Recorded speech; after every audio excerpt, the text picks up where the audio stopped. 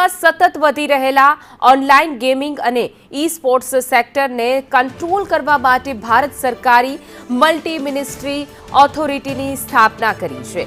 1 મેથી ભારતમાં ઓનલાઈન ગેમિંગને લઈને કડક નિયમો લાગુ થશે, જે અંતર્ગત ઓનલાઈન ગેમિંગ ઓથોરિટી ઓફ ઇન્ડિયાની સ્થાપના કરવામાં આવી છે।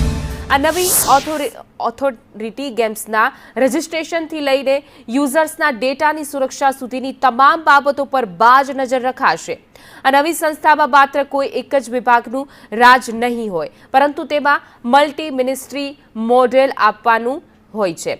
ઓનલાઈન ગેમિંગ ઓથોરિટી ઓફ ઇન્ડિયાના અધ્યક્ષ તરીકે ઇલેક્ટ્રોનિક્સ અને આઈટી મંત્રાલયના અધિક સચિવ જવાબદારી સંભાળશે। આ ઉપરાંત ગૃહ મંત્રાલય, નાણાકીય સેવાઓ વિભાગ, માહિતી અને પ્રસારણ મંત્રાલય, રમતગમત મંત્રાલય અને કાયદા વિભાગના જોઈન્ટ સેક્રેટરી સ્તરના અધિકારીઓ પણ આમાં સભ્ય તરીકે જોડાશે। ટૂંકમાં કહીએ તો સરકારના અલગ અલગ વિભાગો ભેગા મળીને આખા ગેમિંગ સેક્ટર પર નજર રાખશે। તો કેન્દ્ર સરકાર દ્વારા મોટો નિર્ણય 1 મેથી ભારતમાં લાગુ થશે નિયમ, જેમાં ઓનલાઈન ગેમિંગ ઈ સ્પોર્ટ્સ સેક્ટરને કંટ્રોલ કરવા માટે આખા નિયમ લાવવામાં આવ્યા છે। યુઝર્સ પાસે 2 સ્તરની ફરિયાદ જે છે એ વ્યવસ્થા 1 મેથી ભારતમાં નિયમ તમામ લાગુ કરવામાં આવશે।